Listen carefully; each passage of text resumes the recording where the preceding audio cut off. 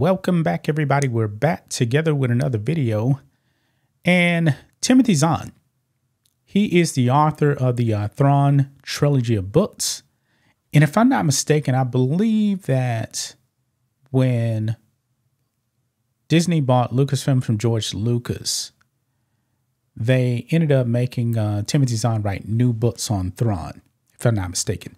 I know a whole bunch of people actually do love the original books of Thrawn. Timothy Zahn created the characters. Now, George Lucas had to approve it, and George Lucas approved it, and there's a lot of fans of Thrawn from those books.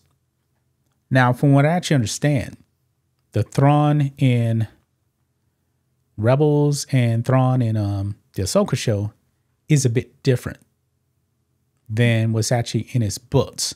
Some people don't like the Thrawn. Now, I really didn't care for the Thrawn in the Ahsoka show. I thought the Thrawn was actually better in Rebels. Yes. And of course, it was the same guy doing the voice, but it's a bit different. Like Lars Mikkelsen is the voice, but he also played him in the Ahsoka show. And I didn't like his Thrawn in that show. Thrawn was better in Rebels. Mm-hmm. Now, Timothy Zahn has now come out, and he's worried. He is worried that the higher-ups at Disney, he didn't name any names, he's hoping that Disney does not ruin the characters he created, like Thrawn. Now, he actually says he has faith in Dave Filoni. Got questions about that.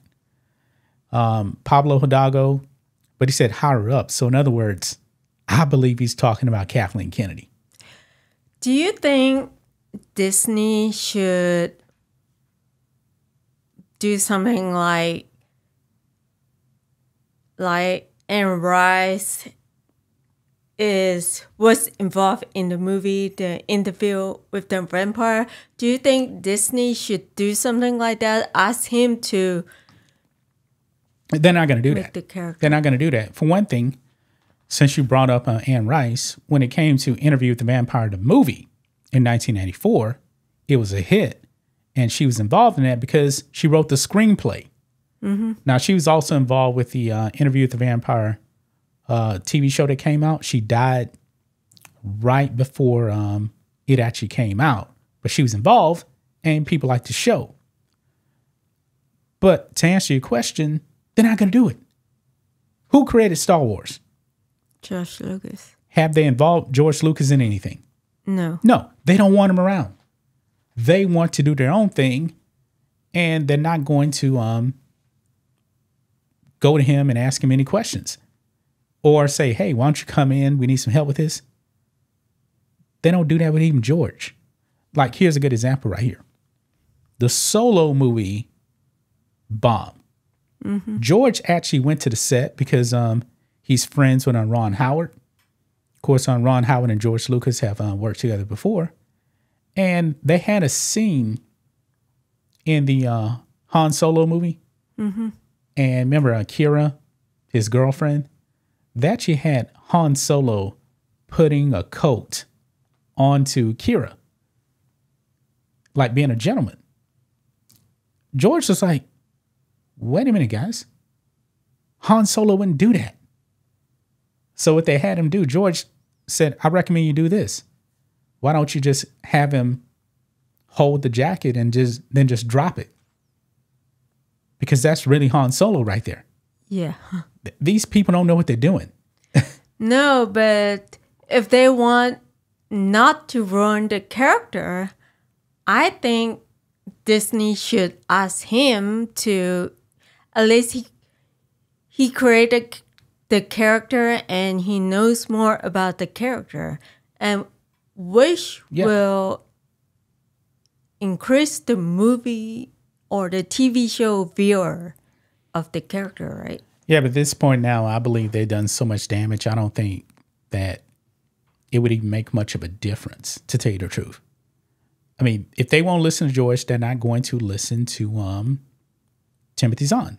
Now, one way they actually did listen to George also from the what show was that? The Mandalorian. George actually came up with the name of one of the characters. It was one of the Mandalorians. Season 1, he didn't have a name.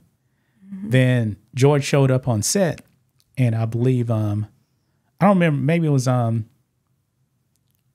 Dave Filoni or was it I don't know who it was. They asked George, what should this character's name be? And he said, Ats Wolves. That sounds like a Star Wars name right there. Yeah. And that's a cool name. And George created the character's name. He didn't create the character, but he gave him the name. And they used the name in The Mandalorian. It's little stuff like that that they're really missing. But Timothy Zahn here, he's worried about the higher-ups not getting his stuff right. So down here, if I can actually find it, I saw where he was actually talking about he's worried about the higher-ups. They mentioned something about Cobra Kai here. Oh, no, that's not Cobra Kai. Anyway, I find it is right over here. Oh, here it is right here. He says, I trust Filoni to get it right. He's read the books. He cares about the characters. He gets it. I think he'll do it right. We'll see how they do with the next Ahsoka season. And I believe they may actually be doing that. I don't know.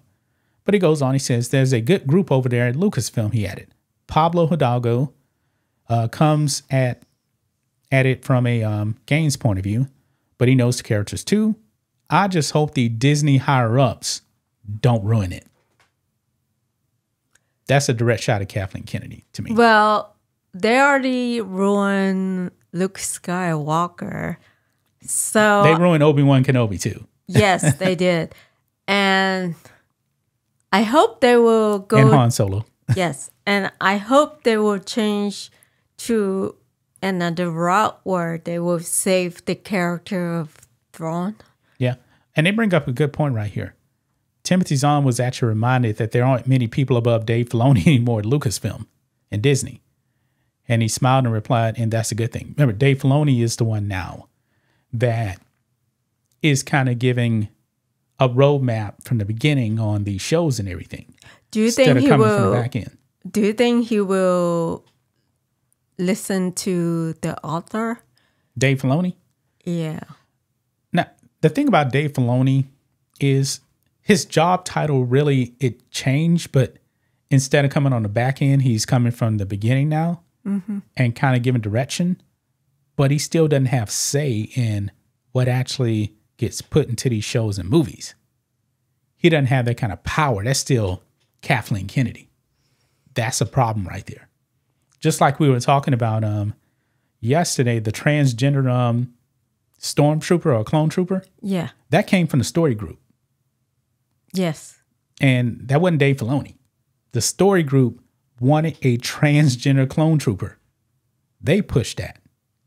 And they got their way. Yeah, but does Dave Filoni has something? Can he say something?